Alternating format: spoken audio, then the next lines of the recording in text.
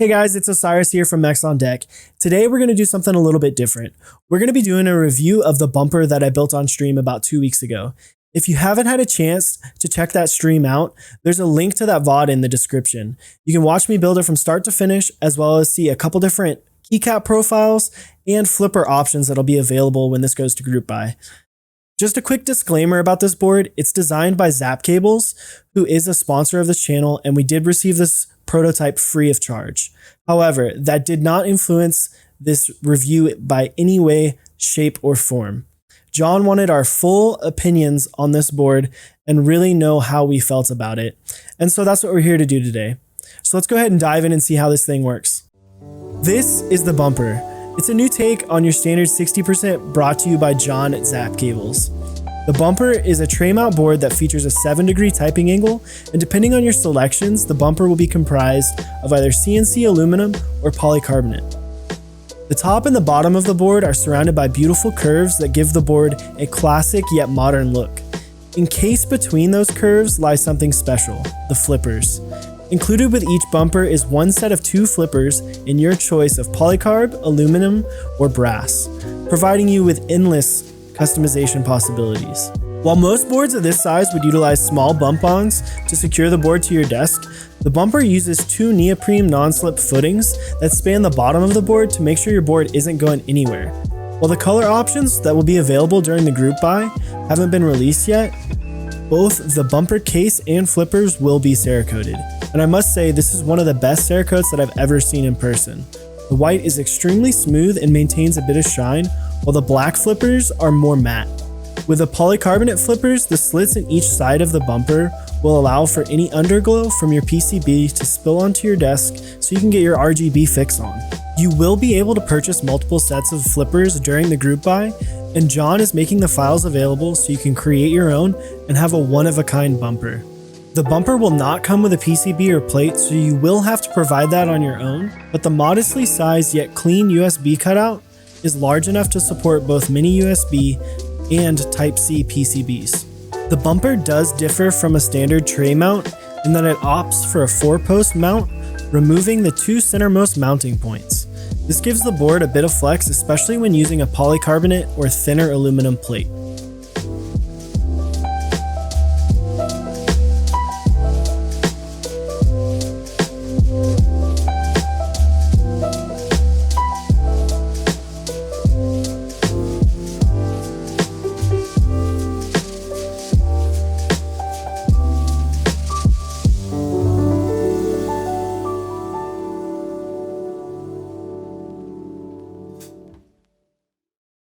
So over the last couple weeks that I've had this board, I've really fallen in love with it. I actually built 2 different builds in this board. So here is actually the original build stream build. So this is a black aluminum plate with just stock Holy Pandas, the drop pandas that have been cleaned with a hot swap PCB, of course. And I loved that one so much, but I wanted to try out and see kind of what the flex capabilities were of this. And so I picked up a polycarbonate plate, and in here I've got some 78 gram Zelio V2s. And I can say, if you're looking for a super flexible board, this probably isn't going to be for you.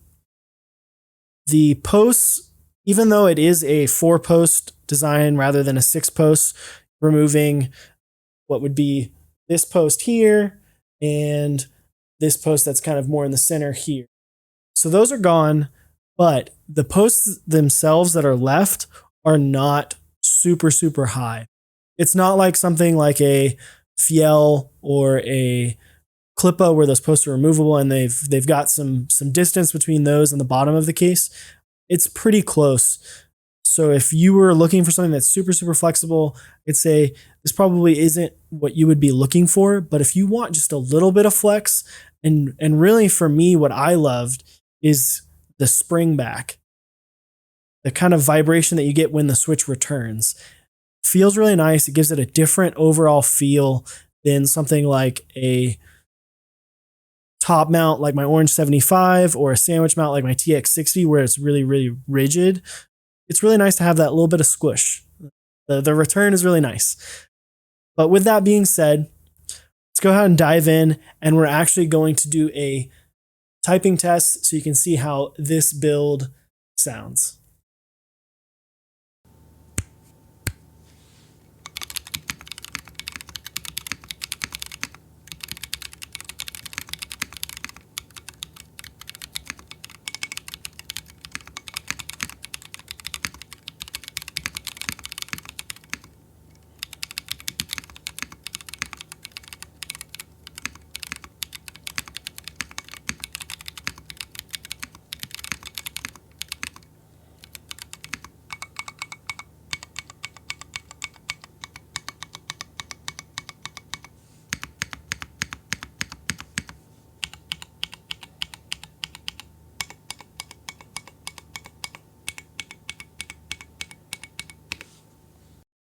So just to wrap it up, I'm going to kind of go through a couple of my favorite things about the board and why I like it, and the one thing that I would possibly change. So starting off, I love this finish. This is one of the best Cerakote finishes that I've ever felt on a board. Super clean. It has a little bit of shine to it, which is really, really nice. I honestly didn't even think it was Cerakote at first, but man, is it beautiful. I love the difference in the fact that the white has the shine, but the black flippers are still super matte, so they don't have any reflectiveness to them. I think that's great. Number 2, the flippers. I think it's really awesome that they decided to do something like this. They could have just made this flat off or done a single color, not made them removable. The fact that he made these completely customizable and he's making these available is awesome. I'm really excited to see what the community does with these.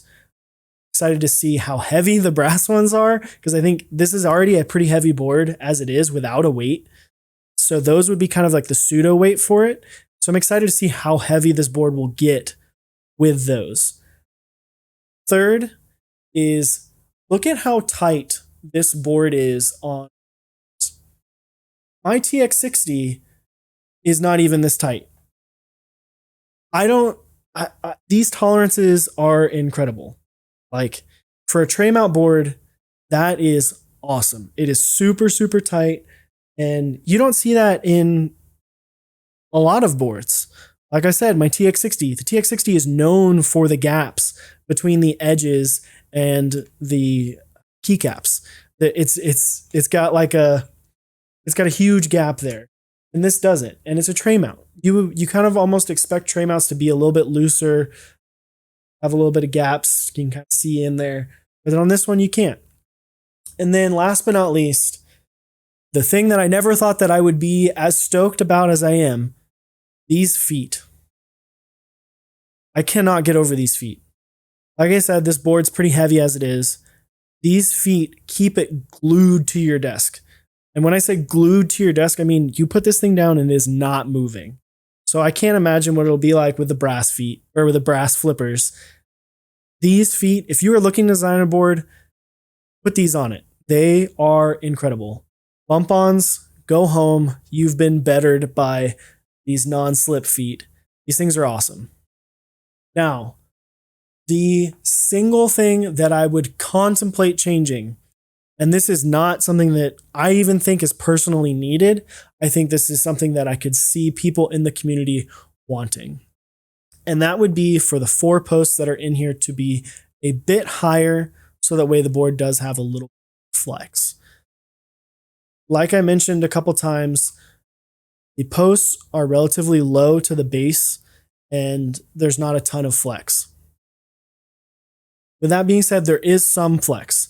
Board was not initially designed to have a ton of flex. It was initially 6 posts.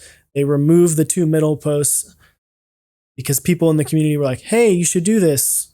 Remove those. And I think it definitely works out really, really well, but it's not going to give you tons of flex. I love it, but I could see people saying, make the post higher. We want more flex. I don't think it's needed, but that would be the only change that I would possibly make to this. Other than that, I think this is a extremely strong offering from Zap Cables. Super, super strong offering for a first board. I can't believe he nailed it. John nailed it. It's beautiful. It's super unique looking. If you put it next to 5 other 60%, it's going to stand out. It's going to stand out more than almost all of them, especially if you're someone walking up to 5 60% and there's a bumper there and you don't know like anything about keyboards, this one's going to stand out most because it's going to look so much different compared to the other 4. And I love that. I love that he was bold in the design and made it unique. But if you want to stay in touch with what's happening with the bumper, definitely keep tabs on the interest check on GeekHack and join the Zap Cables Discord so you can kind of stay up to date and see when the group buy goes live. The other thing, like I said, the colors have not been announced as well as the price. So stay tuned for that. It is coming soon. Like I said, I definitely am going to purchase one. I know Chewy is also looking to purchase one. We both have fallen in love with it. It's really a great board. I can't say that enough. I was super, super surprised at how good it was. But if you like this video, please give it a like. If you didn't, you can go ahead and give it a thumbs down. And you know what? In the comments, I want to hear what you want in terms of colors and what you want in terms of flipper materials. If you could design your own flipper, what color would you want it to be and what would you want it to be made out of? So put that in the comments below and be sure to like and subscribe. Thanks, and we'll see you next time.